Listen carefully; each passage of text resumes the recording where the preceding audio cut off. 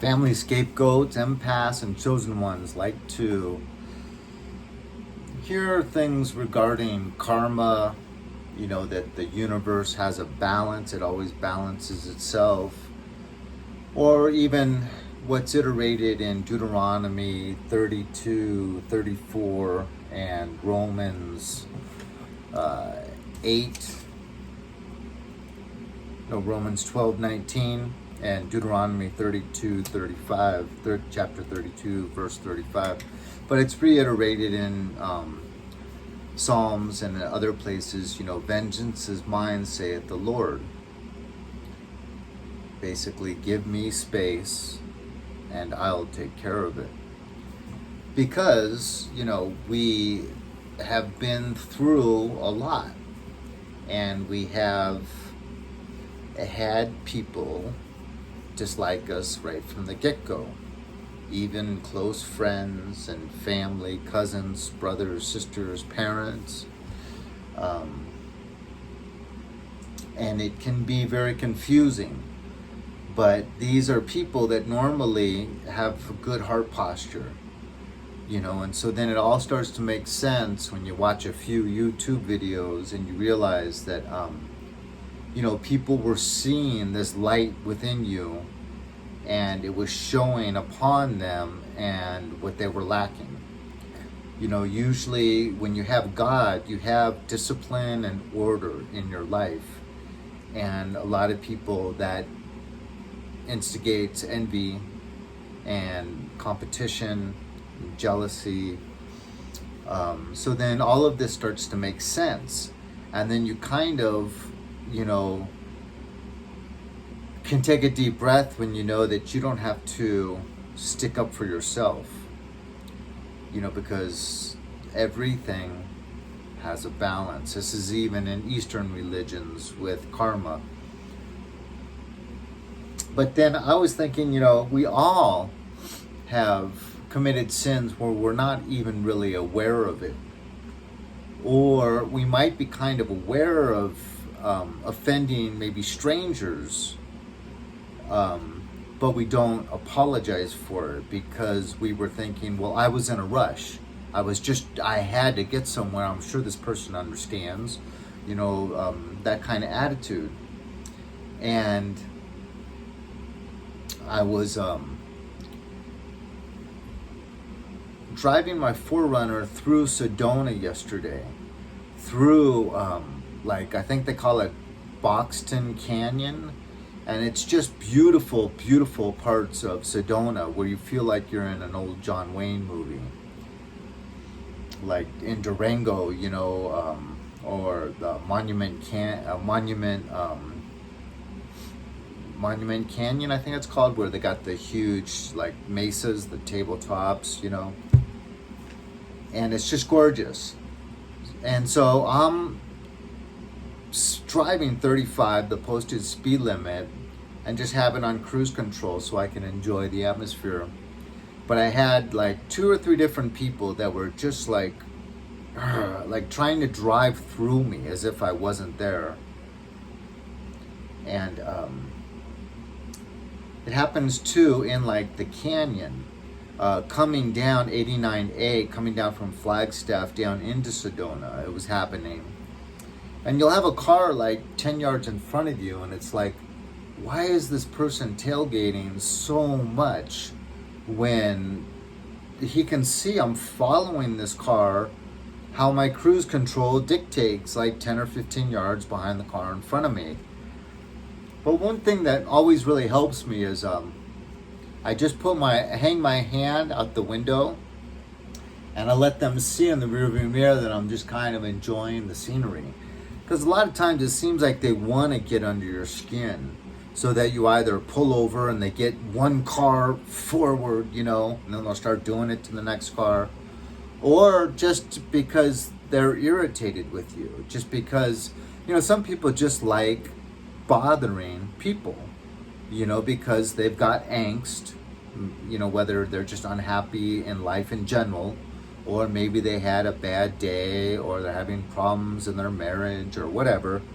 But, they're angst and their issues aren't mine, and I'm not going to let them, their toxicity enter my bloodstream. These are things that the good Lord has taught me through allowing me to be around so many toxic people. But that being said, I think it might be kind of like retribution, because I drove really kind of nuts. I got my driver's license on my birthday at age 16, the first day that I was allowed to take the test. I scheduled it several weeks in advance for my birthday to take the driving test. So I had my driver's license on my 16th birthday, and I immediately drove like a jerk. And several times I got a note saying, you are in the top 3 percentile of California's worst drivers, and your license will be revoked if you get even one more point. But I never had my license revoked. But that came several times. I came very, very close. And it was around, I would say, like 27 where I started calming down. But still, that's 11 years of driving pretty. I was the guy that was tailgating. I was the guy that was saying, you're driving 2 miles an hour below the speed limit. Come on, man. Everyone else is driving 5 miles above the speed limit. So I just feel like it's a little bit of vengeance, or you could call it karma, or the universe balancing itself, or whatever. But certain things never seem to go away. Like, I feel exhausted right now, and it's like 6 p.m. If you look at my eyes, I'm always lacking sleep, and that's from CPTSD. But it's like some things you just gotta roll with the punches. You just gotta accept, okay, this is how it's gonna be for the rest of my life. I can only get 4 hours of sleep at a time. It used to be 6 when I was 27, and then it dropped down to 5, and then 4.5. Now I can only sleep 4 hours at a time. It is what it is.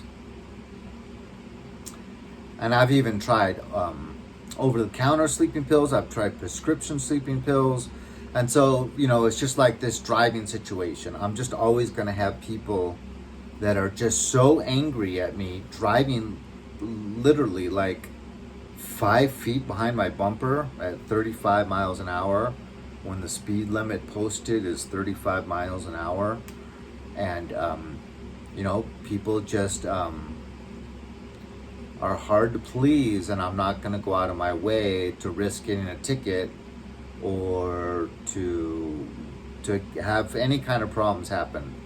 And especially driving through such a beautiful area where I'm only there for one reason, to enjoy the scenery. And so I'm going to put the cruise control on the speed limit. And if you don't like it, go around me, pull over and use the gas station to get a snack. Do whatever you want. But I'm not going to let you bother me, and I'm not going to drive over the speed limit, especially when I'm there to enjoy the beautiful mountains. So, it's just chosen ones never think that the karma might be coming towards us or God's vengeance. But think about how many times we sin without asking for forgiveness, or how many times we offend strangers and never really even know that we offended strangers. And we might have done something wrong when we offended those strangers, but we just weren't aware of it. So, everyone's imperfect. And that's good to remember. When someone cuts you off in traffic, I like to think that was me when I was 17. I used to do that. So, this guy's in a rush, or this guy's young and impetuous like I was, or it's my guardian angel sending this person to do that, so that now I have to slow down a little bit, and maybe I'm avoiding an accident that I would have got in approaching this next intersection. So, it's just always good to trust in the Lord, and whatever the circumstances may be, to know that you're a child of God and everything was permitted to take place. And so just go with it.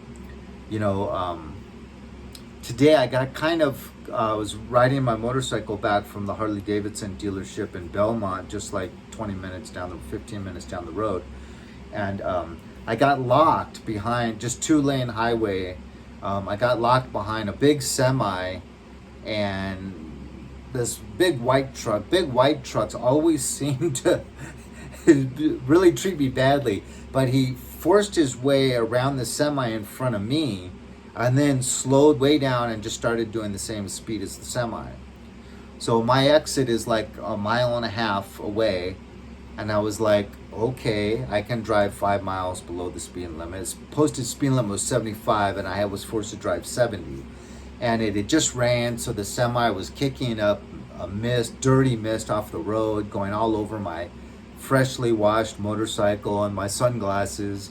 And it's like, it is what it is. What am I gonna do? Am I gonna try to split at 75 miles an hour right in between this huge white truck and this semi? I might have tried to do it when I was impetuous and young and stupid, but now I'm gonna take it as a sign to maybe drive 68 and let this semi get a little bit of farther in front of me so that all this mist from its tires is not fogging up my glasses and getting dirt all over my motorcycle. And just accepting, whatever comes my way.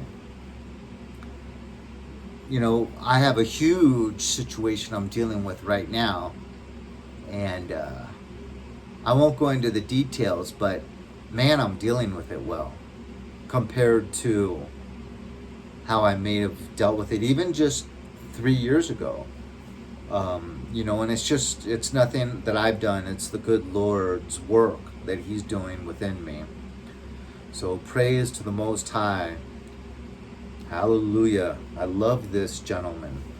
The Lord is so good. His ways are higher than ours. His thoughts are too.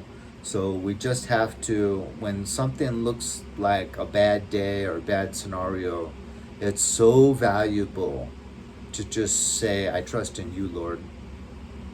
I'm going to learn something from this. Hopefully, this is going to teach me a little bit of patience. I prayed for strength. Once I get through this, I feel I'll be a little bit stronger. And you and I have held hands, me and my daddy, through so many situations where I really felt like there's no way I can make it through this situation. But lo and behold, 3 or 4 months down the road, I am through with it. I'm completely free of that scenario that I thought was going to take me down.